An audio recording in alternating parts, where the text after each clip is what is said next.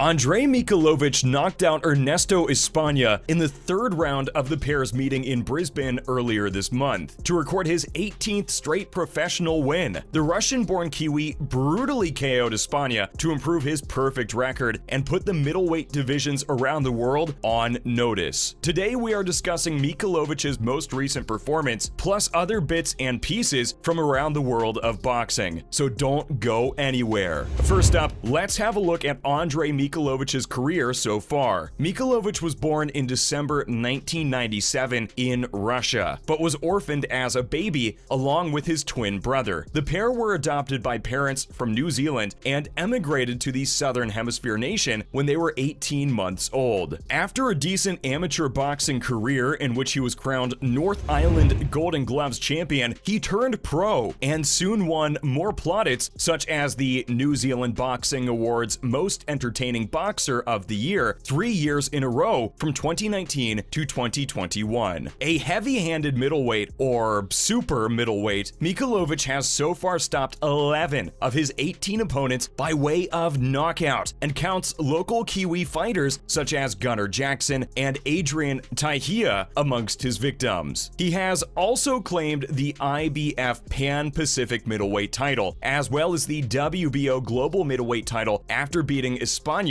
last time out. With such a deep, clean record at such a young age in the sport, all eyes are currently on Mikhailovich to see if he can live up to the hype and go on to challenge at the very top of the sport for a long time to come. What have you guys made of Mikhailovich's career so far? Give us your thoughts on the young Kiwi below. Next up, let's get into his most recent destruction of España. Andrei Mikhailovich put on a performance for the ages last time out against Ernesto España, viciously knocking out the 40-year-old Venezuelan in the third. He provided fans with yet another big KO, the 11th of his career, to move to an impressive 18-0, and even threatened to upstage the fighters on the main card with his performance. Mikhailovich has now finished his last 5 fights, the last 3 within 3 rounds, and is fast becoming known outside the Southern Hemisphere for his explosive power. And Jeff Fenech, former Aussie world champ, knows a thing or two about promising young boxers, saying, "What a big right hand that was." And I've got to say one thing about Mikhailovich: he's a great finisher. When he gets you hurt, he finishes you. But Mikhailovich also praised España after the fight, saying that the veteran has caused him problems with his lengthy frame as well as his vast experience. He said of España, "As soon as I relaxed and just backed myself, well, I always back myself, but you saw what happened. He wobbled and then there was boom, kabam, Roadrunner stuff." He also pointed out that his right hand was similar to a hammer, whilst he has a left hook from hell, before going on to claim, "We haven't even seen the uppercut from hell yet." He's certainly confident. We can't wait to see it. How far can Mikhailovich go in your opinion? What else did he have to say then? Let's see. Well, he was quick to point out that he is still developing as a fighter and still has some way to go before he can become a force around the world, but all the signs are there at the moment. He even went as far as to describe himself as an apprentice at one stage, before saying he sees himself as the best, but is still at a very early stage. He said, "When I walk in the gym, believe me, I believe I'm the best fighter that's ever lived, to my soul of souls, man. But like every day I walk in the gym and I say absolutely nothing. I shut up and I listen, and I trained my butt off." With this win, Mikhailovich is sure to be mentioned in some of the bigger fights within the IBF and WBO divisions, as he is now likely to move into the top 15 in each, and he referenced how far he has come since starting out as a teenager, even saying he was bullied as a youngster for having pimples and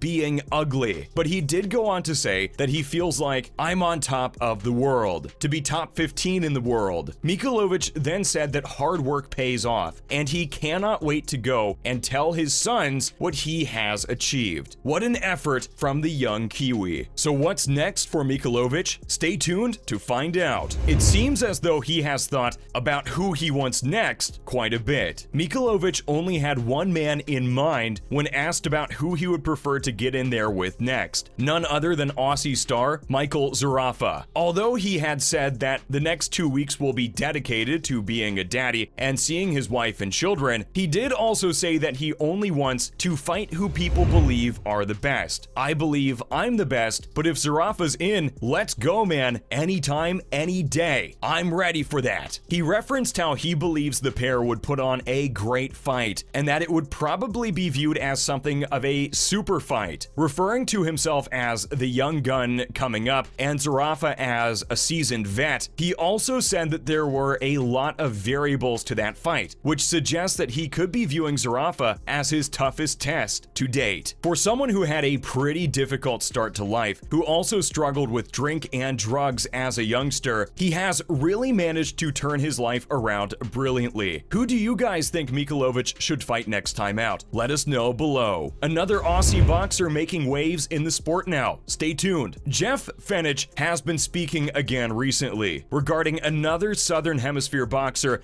who is pulling up trees in the squared circle. Liam Wilson is, according to Fenech, potentially good enough to fight for a world title right now, which is big talk, considering he only has 11 fights to his name. The Queenslander is out again this week against Argentinian brawler Matías Rueda, and currently has a 10-1 record. But it is thought a win against Rueda would propel the Aussie into the upper echelons of his decision, in which he currently occupies 6th position. The super featherweight could be set for a title fight next against Shakur Stevenson, but he would need to get past Rueda first, of course, and Fenech believes he has what it takes. He said, "I think Liam's got the potential to fight for a title right now. He's very, very blessed with talent, blessed with power, and blessed with a lot of self-belief, which is important. He's not one of those guys who is crazy cocky. He just says what he has to say when he has to say it." And the fact that Wilson is where he is right now is testament to the man. He had a stellar amateur career and is very powerful for his weight class. And Fenech also said that Wilson has everything. No Limit Boxing CEO George Rose also spoke of his power, calling him one of the slickest boxers in Australia. What are your thoughts on Liam Wilson, and how far do you think he can go? Some more boxing news now, starting with